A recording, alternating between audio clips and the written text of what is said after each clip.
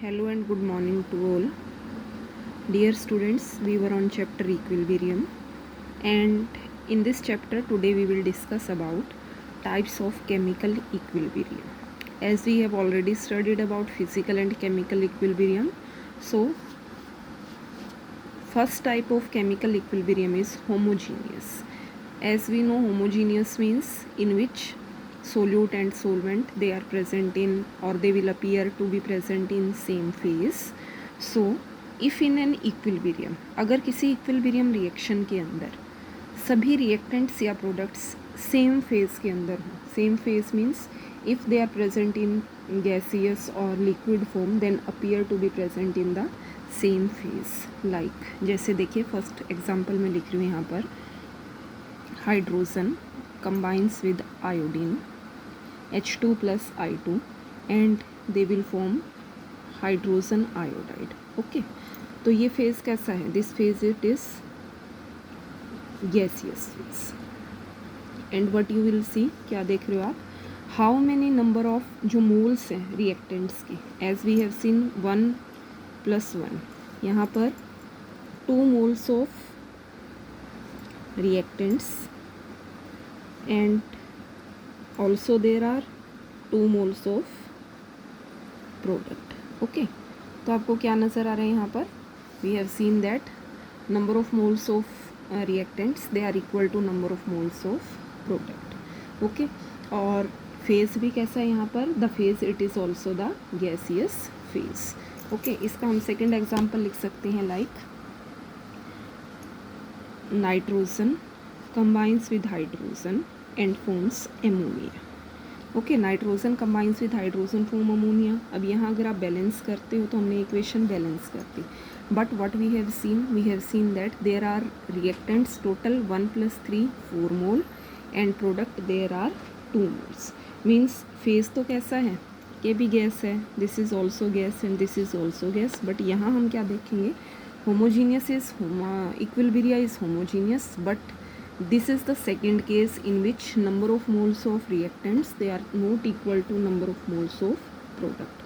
means reactant क्या है? product के equal नहीं है, rather than it is the case of homogeneous equilibria, क्योंकि जो reactants and products हैं they are present in the gaseous phase.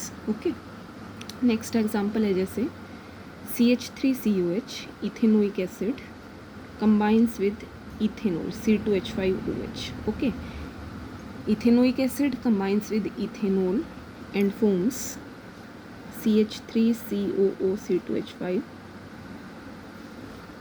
plus H2.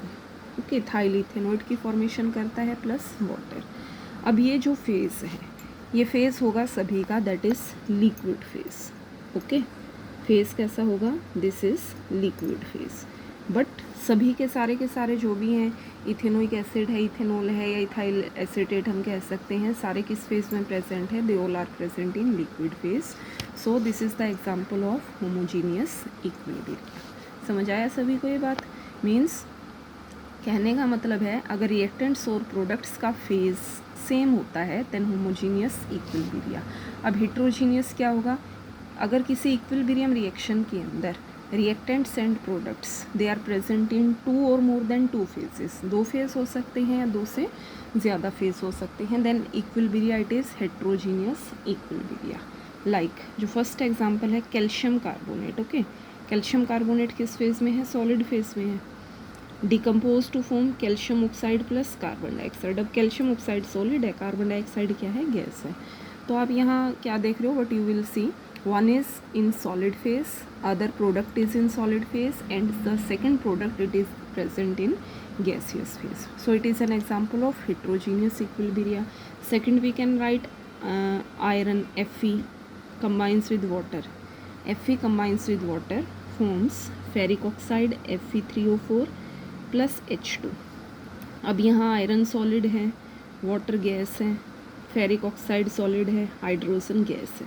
So in this case also there are 2 phases, solid and gas. So it is also an example of heterogeneous equilibria. We are balancing this equation, we can balance it. Okay, third example है carbon in the form of solid. Okay, combines with water, और water किस फॉर्म में है यहाँ पर, gaseous form में, forms CO plus H2, CO plus H2 it is water gas. Okay, CO plus H2 it is water gas, and these two they are present in gaseous phase. So it is an example of heterogeneous equilibria. और अगर हमें equilibrium constant की, जैसे हमने के पढ़ा था, K is equal to concentration of product divide by concentration of reactant. So अगर हमें एक्सप्रेशन लिखना है इक्विलिब्रियम कांस्टेंट के लिए, we have to keep in mind that active mass of pure solid, अगर कोई प्योर सॉलिड है उसका एक्टिव मास हमेशा कांस्टेंट रहेगा, and also that of pure solid active mass it is always constant. तो suppose हम जो एक्टिव मास है उसको हम कांस्टेंट वैल्यू रखेंगे. If pure solid then value 1, if pure liquid then also value equal to 1. Okay, अब जैसे expression अगर हमें लिखना है, as we know molar concentration amount होती है जो किसके इक्वल होती है, मोल्स ऑफ सब्सटेंस. कोई भी सब्सटेंस है उसके कितने नंबर ऑफ मोल्स प्रेजेंट हैं divide by volume of substance. हमें अगर कंसंट्रेशन निकालनी होती है तो हमेशा एक तो हम लेते हैं उसके मोल्स कितने हैं divide by volume of substance. अब देखिए नंबर ऑफ मोल्स किसके इक्वल होते हैं, नंबर ऑफ मोल्स जैसे हम पढ़ते हैं given mass by molar mass, means mass by molecular mass, mass of the substance divide by molecular मास. और यहाँ ऑलरेडी क्या प्रेजेंट था, वॉल्यूम प्रेजेंट है. अब अगर आप इसको सिंप्लीफाई करते हो, mass of substance divide by volume multiply 1 by molecular mass, molecular mass इसके नीचे आ जाएगा. ओके, तो क्या बना ये, mass divide by volume that is equal to density. Mass per unit volume क्या होता है, डेंसिटी.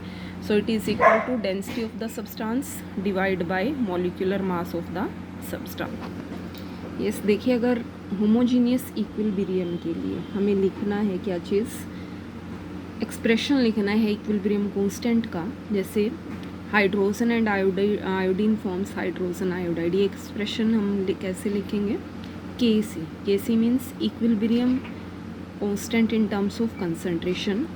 क्या लिखते हैं हम, concentration of product divide by concentration of reactant, and each raise to power equal to stoichiometric coefficient. So यहाँ stoichiometric coefficient कितना है इसका, 2 चला जाएगा.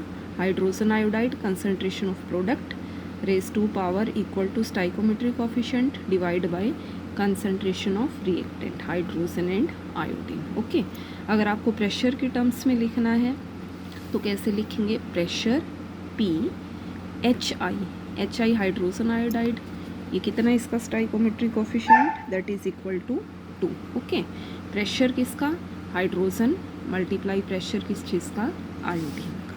ओके, सिमिलरली हेट्रोजीनियस इक्विलिब्रिया का अगर आपको के लिखना है तो कैसे लिखेंगे हम, देखिए होमोजीनियस में आपको इतना ही इसी तरीके से करना है, concentration of product divide by concentration of reactant.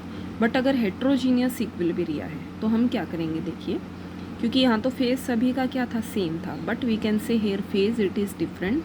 और मैंने आपको पीछे बताया क्या चीज़, अगर आप प्योर सॉलिड या प्योर लिक्विड लेते हो तो उनका जो एक्टिव मास है उसको हम कांस्टेंट लेते हैं, that is equal to 1. Okay, so concentration of product calcium oxide multiply carbon dioxide divide by concentration of reactant जो क्या है, calcium carbonate. According to conventions मैंने आपको बताया प्योर सॉलिड, जैसे कैल्शियम ऑक्साइड सॉलिड है कितना मास लेंगे, 1. कैल्शियम कार्बोनेट सॉलिड है कितना लेंगे हम इसकी value, that is also equal to 1.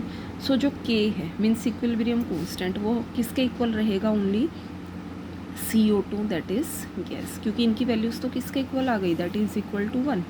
Similarly KP किसके इक्वल होगा, PCO2, प्रेशर किस चीज़ का, अकेला कार्बन डाइऑक्साइड का. समझ आई ये चीज़ आपको, ठीक है. तो नेक्स्ट अब हम स्टडी करेंगे, that is very important, this is Le Chatelier's principle. देखिए ली कैटलियर जैसे कि नेम से इंडिकेट होता है, Le Chatelier he was a scientist who give this law, and due to the name of the scientist its name is Le Chatelier's principle. Okay, अब ये जो ली कैटलियर principal है ये हमें एक्सप्लेन करता है अगर इक्विलिब्रियम में कोई चेंज हो जाता है तो. और इसको एक जो फ्रेंच का ये केमिस्ट था ली कैटलियर, 1884 में इस प्रिंसिपल को इसने अनाउंस किया.